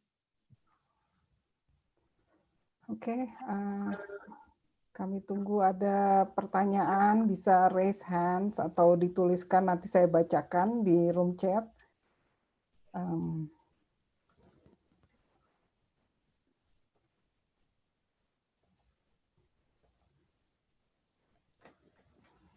Oke. Tadi saya tertarik dengan mengenai Al-Quran adalah ruqyah. Bagaimana dahsyatnya ya, kalau bisa saya sebut dengan kata-kata saya, dahsyatnya Al-Quran bisa merubah seseorang dari berdasarkan cerita Pak Ustadz tadi. Kalau bagaimana di situ, apakah ada peran hidayah juga dari Allah untuk merubah apa tadi yang disebut Pak Ustadz tentang yang berubah menjadi mu'alaf. Ya, ya. Jadi Al-Quran itu kan memang kitab hidayah ya, kitab petunjuk. Makanya Al-Quran itu kita tidak mengistilahkan sebagai buku sains, buku sejarah, walaupun mengandung semua itu. Al-Quran berbicara tentang sejarah para nabi, sejarah para musuh-musuh nabi juga, ya. Kemudian sejarah orang-orang yang dulu, ya. Al-Quran mengandung hukum, tapi Al-Quran bukan buku hukum, bukan. Al-Quranlah buku hidayah. Sehingga kalau kita tadi memberikan contoh-contoh orang yang kemudian menjadi baik ya, dalam istilah kita, agama kita mendapat hidayah, itu berarti Allah memberikan hidayah dengan Al-Quran, melalui Al-Quran itu. Ya, jadi memang hidayah yang berperan di situ. Innallaha yahdi man yasha. Allah memberikan hidayah kepada siapa yang dikehendaki. Dan hidayah itu memang hak prerogatif Tuhan. Allah Subhanahu wa taala, haknya Allah untuk memberikan hidayah kepada siapapun. Makanya saya tekankan tadi bahwa yang namanya agama, keyakinan itu nggak bisa dipaksakan. Tidak bisa orang disuap untuk meyakini keyakinan kita. Sebab keyakinan itu kan dari dalam hati gitu. Ya, bagaimana bisa dipaksakan sesuatu yang harus keluar dari hati yang paling dalam? Itu jadi merupakan kesadaran, ya, dan tidak boleh dipaksakan. Itu sebabnya Al-Quran memberikan penekanan yang sangat kuat sekali. La ikraha, itu bentuk penekanan yang terkuat dalam pandangan grammar bahasa Arab. La ikraha, tidak ada paksaan. Bukan jangan paksakan, itu lebih kuat daripada jangan memaksa. Tapi memang tidak ada paksaan. Kalau tidak ada paksaan, ya bagaimana memaksa kalau memang nggak ada? Misalnya, jangan makan. Berarti makanannya ada, tapi jangan makan. Tapi kalau saya katakan nggak ada makanan, ya mau makan pun nggak ada memang. Maka Islam itu nggak ada paksaan memang. Jadi jangan pernah kita menyangka bahwa orang Islam itu memaksa orang untuk menjadi Muslim. Nggak pernah. Memang sangat penekanan yang sangat kuat sekali. Sangat penting sekali. Jadi hidayah itu haknya Allah, dan haknya orang yang tentu mencari hidayah itu. Wallahu a'lam. Ini ada Pak Suryo. Ya, Pak Suryo. Silakan Pak Suryo. Assalamualaikum Pak Ustaz. Assalamualaikum. Saya mau yang pertama mungkin yang tadi masalah hitung-hitungan bacaan Al-Quran itu ya. Kalau saya melihatnya ada kalau nggak salah dengar Imam Syafi'i sama Imam Bukhari itu pada saat bulan Ramadan itu beliau menutup untuk pembahasan atau pendalaman dari ayat-ayat Al-Quran atau istilahnya tafsir dari Al-Quran, tapi beliau berdua itu berlomba-lomba untuk mengkatakan Al-Quran. Imam Syafi'i sama Imam Syafi'i bisa 30 kali khatam dalam satu bulan di bulan Ramadan, dan Imam Bukhari bisa sampai 60 kali di bulan Ramadan. Jadi beliau khusus untuk di bulan Ramadan sendiri dia menutup untuk membahas atau masalah atau mengkaji Al-Quran, tapi beliau hanya fokus untuk membaca. Jadi kalau saya melihatnya agama memang perlu kita hitung-hitungan amal, karena makanya Allah memberikan poin-poin sendiri untuk ini ya, untuk ibadah yang kita perbuat atau amal yang bad deed yang kita perbuat. Yang kedua, mengenai Al-Quran juga, saya nggak tahu kalau Ustadz sependapat atau sepaham ya, Al-Quran nggak perlu dibuktikan gitu, karena emang udah dibuktikan. Jadi penemuan-penemuan dari ilmuwan dari kedokteran, dari antropologi, dari kelautan segala macam itu hanya penjelasan, bukan pembuktian. Dari Al-Quran nggak perlu dibuktikan lagi karena emang udah pasti gitu. Nggak tahu itu kan, mungkin Ustadz sepaham itu ya dari saya. Jazakallah. Ya, jadi sekali lagi saya tidak mengatakan tidak perlu hitung-hitungan itu. Saya cuma mengatakan bahwa jangan sampai hanya hitung-hitungan pahala saja, tapi kemudian tidak memperhatikan tujuan utama daripada Al-Quran itu. Karena pahala itu pun terjadi kalau tujuannya kita capai. Ya, misalnya orang membaca Al-Quran 30 juz, tapi perilakunya tidak sesuai dengan Al-Quran, gimana? Harapannya kita masuk surga berdasarkan bacaan 30 juz tadi itu atau salah satu pertimbangannya. Tapi kalau misalnya kita nipu orang, kita bohong kepada orang, ya, tidak mau bantu orang, nanti yang 30 juz itu bisa jadi kebangkrutan, bisa bangkrut. Oleh karena itu, ketika kita membaca Al-Quran, maka kita perhatikan yang paling utama adalah bagaimana kita memahami, kemudian menghayati dan mengamalkan. Dan tentunya kita ada hitung-hitungan ritual tadi itu, karena Al-Quran memang al-muta'abbad bitilawati. Membacanya itu adalah bagian dari ibadah, bagian dari ritual. Maka tidak ada salahnya. Walaupun memang harus juga kita ingat sekali lagi, bahwa jangan sampai kemudian kita ini punya keangkuhan sekecil apapun dalam agama. Artinya apa keangkuhan itu? Merasa masuk surga karena sholatnya sudah hebat, puasanya sudah hebat. Kita masuk surga itu karena memang rahmat Allah, kasih sayangnya Allah. Karena sejujurnya kalau kita ingin membayar semua pemberian karunia Allah kepada kita ini, tidak akan terbayar. Kita sholat itu pun, itu juga karunia Allah.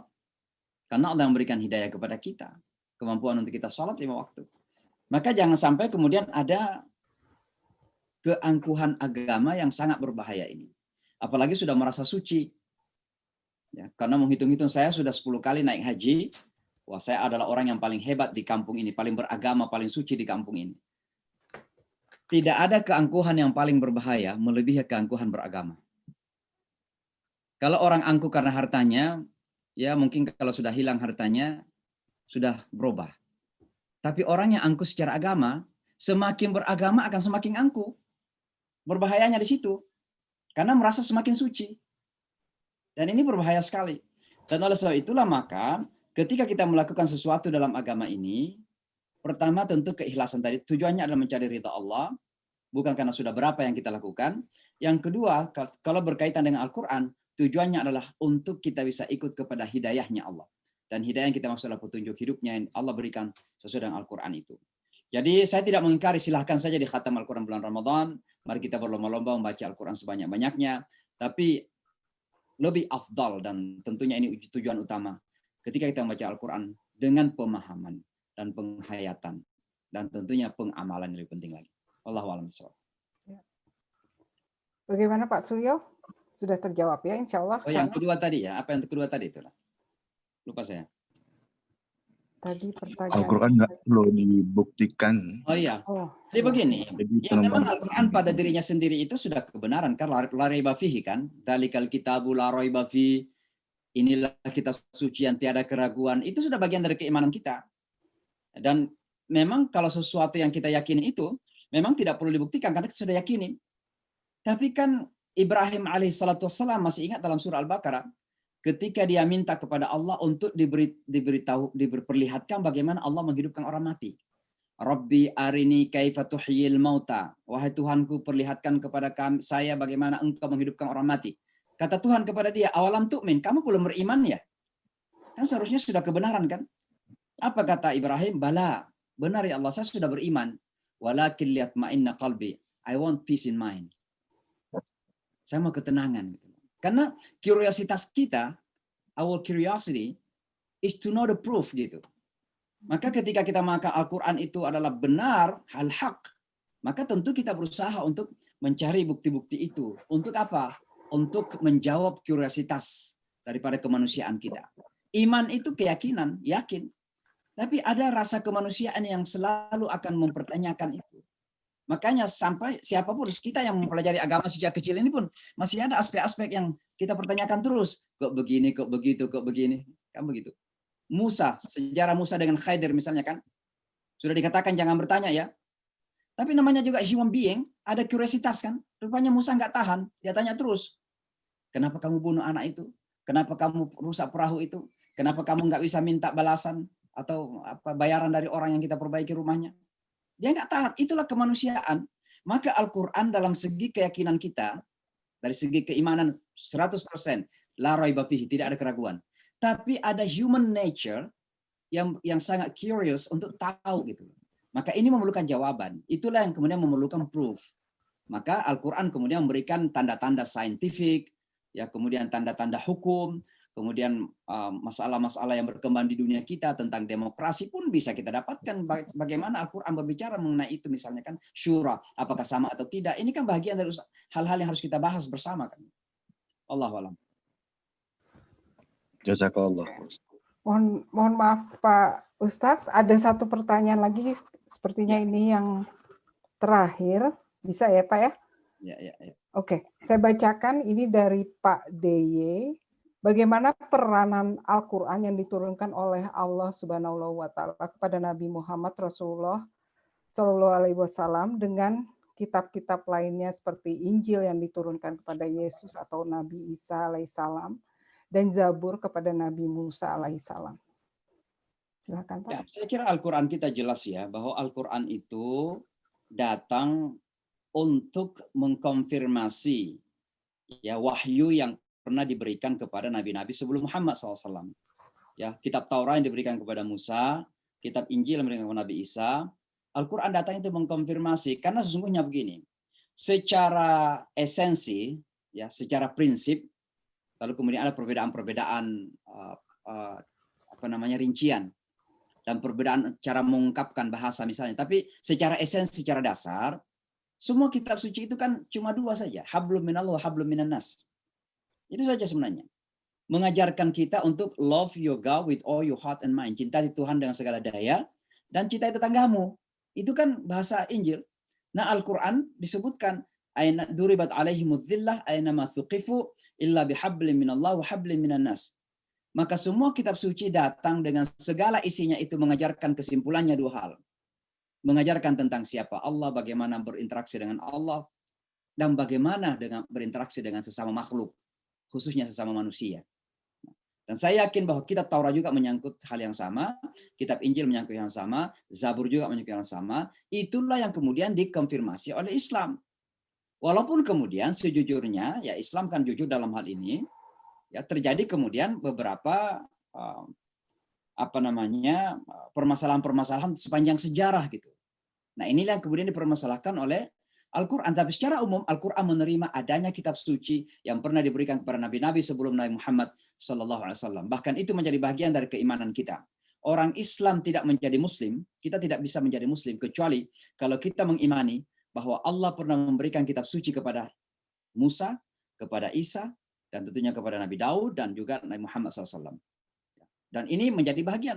Makanya Al-Quran mengatakan alladzina yu'minuna bil ghaibi wa yuqimunas shalah wa mimma razaqnahum yunfiqun walladzina yu'minuna bima unzila ilaika wa ma unzila min qablik. Orang yang bertakwa beriman itulah beriman kepada kitab suci yang diturunkan kepada engkau. Setelah kemudian banyak pertanyaan-pertanyaan yang timbul, bagian dari kemanusiaan kita untuk mencari sekali lagi, ya bagian dari tantangan masing-masing kita untuk mencari kebenaran itu.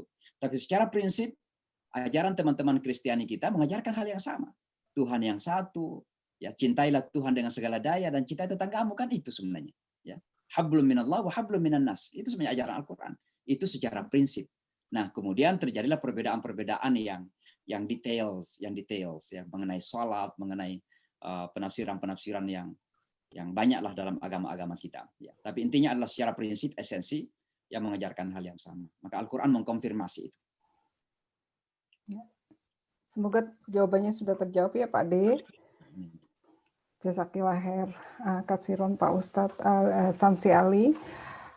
Karena keterbatasan waktu dan juga sudah makin malam di sana ya Pak ya. Terima kasih atas waktunya.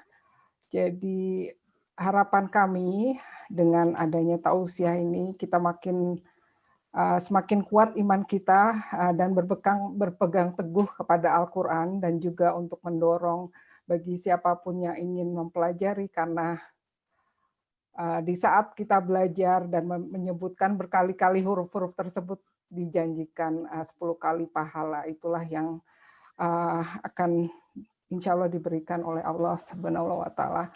Jadi untuk menyikat waktu, selanjutnya kita di penghujung acara ini, saya akan meminta dengan hormat Pak Ustadz Samsi Ali untuk memimpin doa, terutama untuk saudara-saudara kita yang saudara-saudari kita yang ada di tanah air yang saat ini sedang menjalani cobaannya sangat berat, terutama di 3 daerah, di Sumedang bencana longsor, Kalimantan Barat bencana banjir, dan juga yang belum lama ini di daerah Sulawesi Barat, di Majene dan Mamuju, gempa yang cukup besar ya. Jadi mohon doa Pak Ustadz memimpin doa bersama. Silakan Pak. Baik. Terima kasih Ibu Konjen dan teman-teman kita di pengajian Calgary dan semua kelompok pengajian, teman-teman dari kelompok agama lain juga yang hadir pada malam hari ini. Terima kasih banyak atas kesempatan ini, kehormatan saya bisa bersama-sama. Dan pada akhirnya mari kita berdoa, dan kalau ada teman-teman kita dari kelompok agama lain berdoa sesuai dengan keyakinan dan agama kita masing-masing, saya akan memimpin dalam doa agama Islam insyaallah. Allahumma amin. Alhamdulillah rabbil alamin. Hamdan yuafi ni'amahu wa yukafi mazidah. Allahumma rabbana lakal hamd wa lakal syukru kama yanbaghi li jalali wajhikal karim wa 'azimi sultanik. Allahumma ya syafi al-amrat la shifa illa shifa'uk. Allahumma shfi mardana wa shfi mardal muslimin. Allahumma shfihim jami'an shifaan la yughadiru saqama. Allahumma inna nas'aluka ridhaka wal jannah wa na'udzubika min sakhatika wan nar. Allahumma bidil khairu kulluh wafiqna lima tuhibbuhu wa tarda. Allahumma arina al-haqqa haqqan warzuqna ittiba'ah wa arina al-batila warzuqna ijtinabah. Ya muqallibal qulub thabbit qulubana ala dinik wa ya musarrifal qulub sarrif qulubana li ta'atik. Ya Allah, Tuhan kami, pada malam hari ini Allah, kami hadir di pertemuan virtual ini agar kiranya Engkau ridai pertemuan kami, dan kiranya nanti juga perpisahan kami Engkau ridai dan rahmati. Amin. Ya Allah, kami secara khusus kami menyampaikan doa untuk Ibu Tuti yang akan menyelesaikan tugas di Vancouver, agar kiranya Engkau jaga, Engkau bimbing terus, dan Engkau berikan lagi kemuliaan lebih dunia dan akhirat ya Allah. Mudahkan urusan beliau dan terima segala pengabdian yang telah beliau lakukan selama ini. Ya Allah, ya Tuhan kami juga mendoakan mudah-mudahan musibah, tantangan, kesulitan-kesulitan yang kami hadapi saat ini, Engkau bantu kami. Kami tidak bisa mengelak dari ujian yang Engkau berikan, tapi kami berharap dan memohon agar Engkau berikan kekuatan kepada kami, jaga kami dalam menghadapi ujian tersebut. Kepada saudara-saudara kami yang ada di Sumedang, yang ada di Kalimantan Barat, yang ada di Sulawesi Barat, di Mamuju, di Majene, yang sedang menghadapi permasalahan, yang menghadapi kesulitan saat ini, yang Engkau uji ya Allah ya Tuhan kami, agar Engkau kuatkan mereka, jaga mereka, selamatkan mereka, dan kalau ada yang telah meninggal dunia, agar kiranya Engkau terima masuk ke dalam syurga-Mu ya Allah ya Arhamar Rahim. Kepada kami, jagalah kami semua, mudahkan segala kehidupan kami, agar kami bisa menjalankan amanah hidup yang sementara ini. Rabbana atina min ladunka rahmah wa hayyi lana min amrina rasyada. Rabbana atina fid dunya hasanah wa fil akhirati hasanah wa qina adzabannar. Subhana rabbika rabbil izzati amma yasifun wa salamun alal mursalin. Walhamdulillahi rabbil alamin. Amin amin rabbal alamin. Amin amin ya rabbal alamin. Demikian, assalamualaikum warahmatullahi wabarakatuh. Waalaikumsalam. Terima kasih Pak Ustadz. Terima kasih juga yang bersedia stay di Zoom ini sampai akhir acara, juga untuk semua yang hadir di sini. Terima kasih. Semoga tausiah bermanfaat untuk semua, dan juga saya ucapkan Ibu Tuti, Ibu Konjen, selamat menjalankan tugas yang baru ya. Semoga dilancarkan proses peralihannya, insya Allah. Jangan-jangan Ibu Tuti ke Washington DC nanti. Terima kasih Bapak, terima kasih. Sehat semua Bapak. Amin amin insyaallah. Ya. Semua, terima kasih. Insyaallah. Ya, silakan Zoom room ini masih terbuka, jika ada yang ingin menyapa bersilaturahmi silakan.